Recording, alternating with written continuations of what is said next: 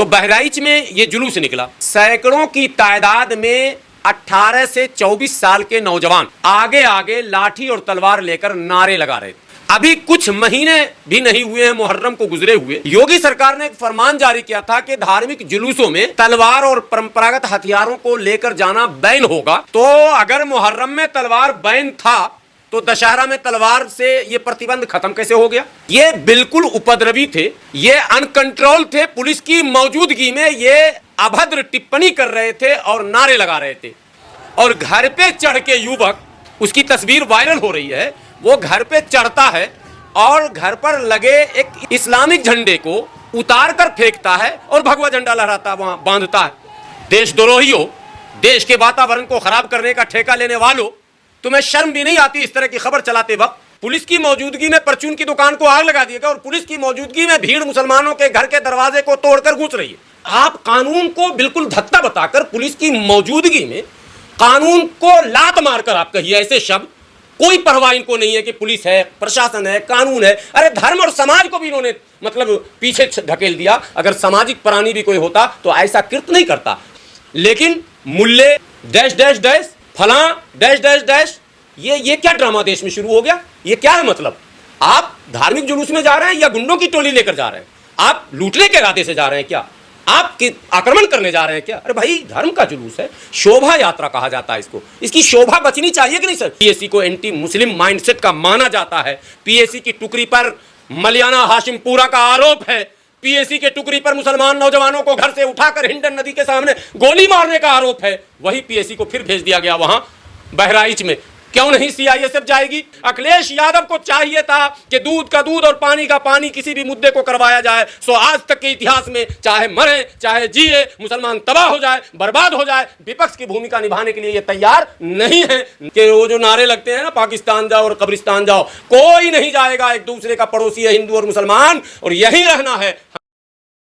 देखिए, बहुत ही दुर्भाग्यपूर्ण खबर है ये, और इस खबर को सुनकर हम लोग बहुत ही उदास और मायूस हुए हैं। शॉकिंग न्यूज़ है। ये मुल्क, जिस मुल्क में हम लोग रहते हैं, जिसको भारत के नाम से हम जानते हैं, ये धर्म प्रधान देश। यहाँ हिंदू, मुस्लिम, सिख, ईसाई, जैन, पारसी, बौद्ध, आस्तिक, नास्तिक सभी लोग रहते हैं। यहाँ तो माइक्रो माइनॉरिटी, जिन्हें आप पारसी कहते हैं, जिनकी हज़ारों में संख्या वो हैं, बहाई जिनकी हज़ारों में संख्या है वो हैं। कई धर्म के लोग हैं और कई भाषा, कई बोली, कई कल्चर, कई संस्कृति। तो ऐसे देश में अगर बात बात पर धर्म के नाम पर हम लड़ेंगे तो कब तक हम इस देश में टिकेंगे? और जो बातें कही जाती हैं उन लोगों के द्वारा बार बार, जो कहते हैं कि हम राष्ट्र प्रेमी हैं, अर्थात हम राष्ट्रवादी हैं, तो उन कथित राष्ट्रवादियों से भी मेरा प्रश्न है कि राष्ट्रवाद की परिभाषा क्या है?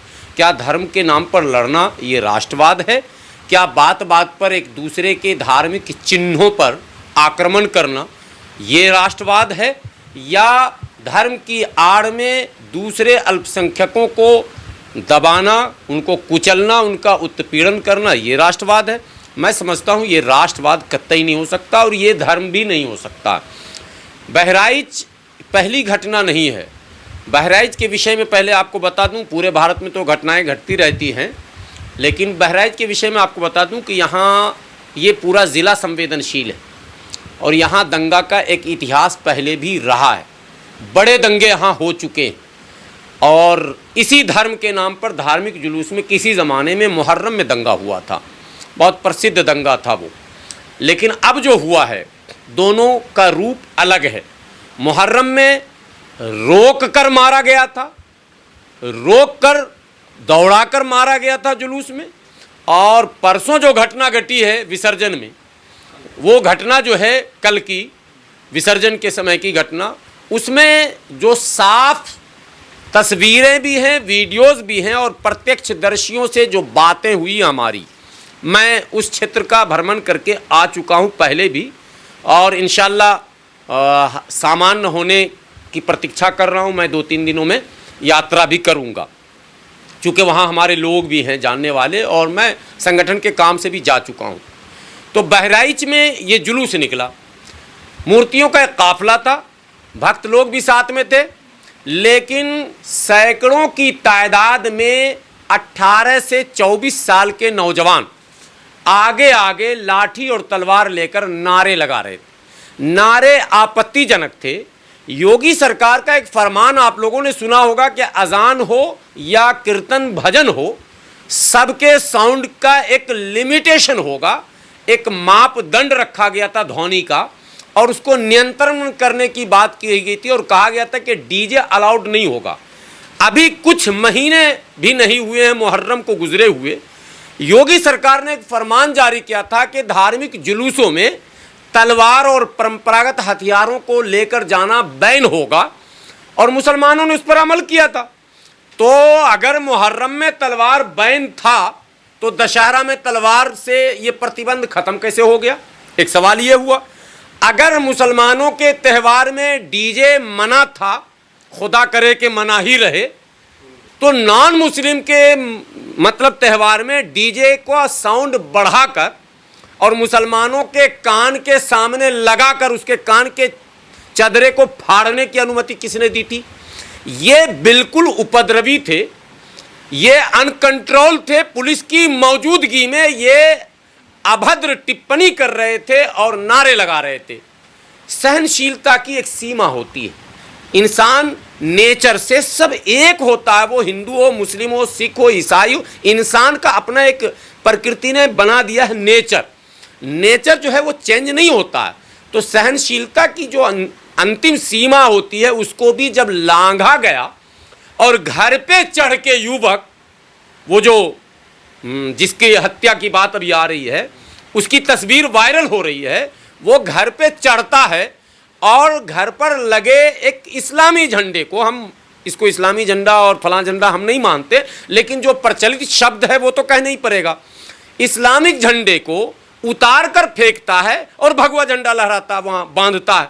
साहब एक बात बताइए, सवाल ये पैदा होता है, मैं हिंदू भाइयों से पूछता हूँ, आप जुलूस लेकर सड़क से जा रहे हैं, जाइए ना, कोई मुसलमान अगर डिस्टर्ब करे तो बताइए। अभी ताज्जुब होगा, मैं रोक रहा हूँ बीच में एक सेकंड। एक मीडिया भी रिपोर्टिंग कर रही थी, गोदी मीडिया, रिपोर्टिंग में थम्सअप का एक इतना बोतल पड़ा हुआ है और कहा जा रहा है कि ये बोतल मस्जिद से चलाया गया, और सारे बोतल एज इट इज है, 3-4 फूटे हुए हैं।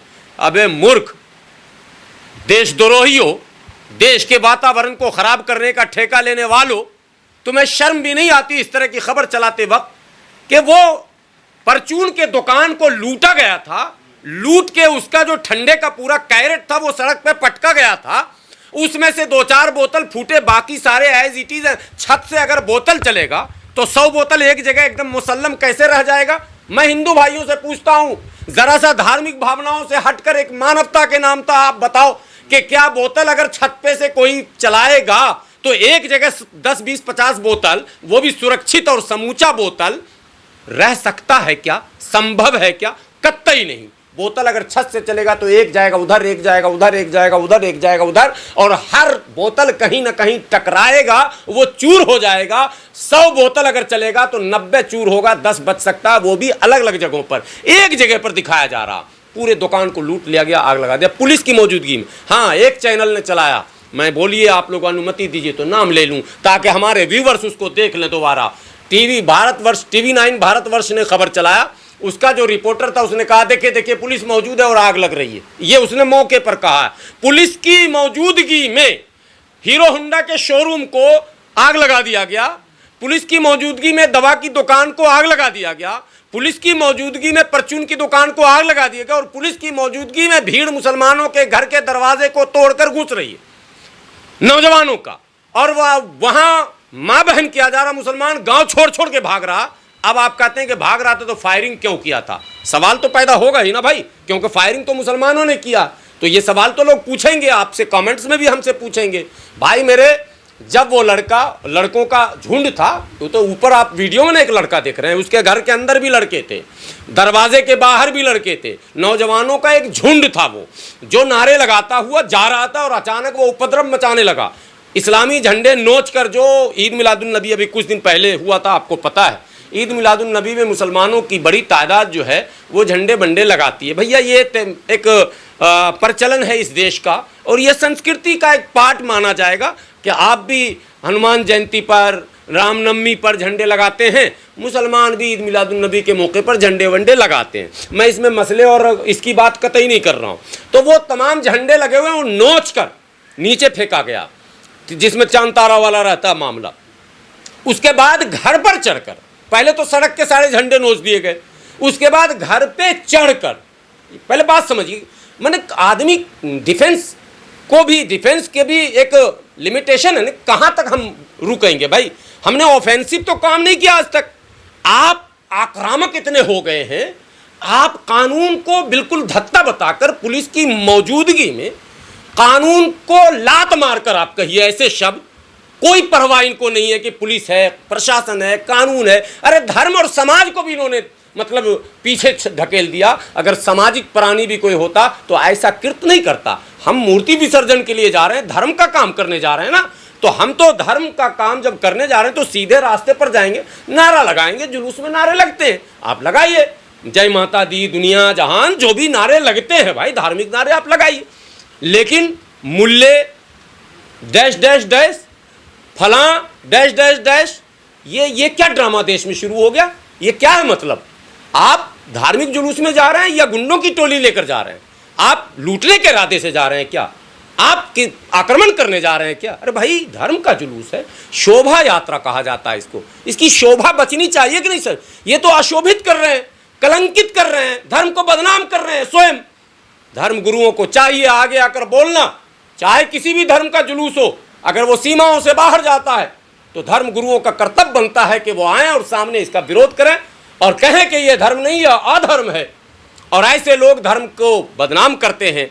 और सरकार को देख लीजिए, 2 मिनट में मैं बता दूं कि पुलिस प्रशासन मौजूद है, चौकी इंचार्ज ऐसे मौजूद हैं, और साथ मर्डर भी हो गया, हत्या भी हो गई, सब कुछ हो गया, लूटपाट भी हो गया, पुलिस कुछ न कर सके। अरे भैया एसएचओ साहब, एसओ साहब, चौकी इंचार्ज साहब, आपके पास वायरलेस था, आपके पास मोबाइल था। पहली बात कि योगी सरकार में जो ढिंढोरा और डंका पीटा जा रहा है, परिंदा पर नहीं मार सकता, तो कैसे मार दिया गया भाई? अब सवाल ये पैदा होता है कि उस ब्राह्मण नौजवानों को गोली कैसे लग गई? योगी जी तो जवाब देंगे कि नहीं देंगे?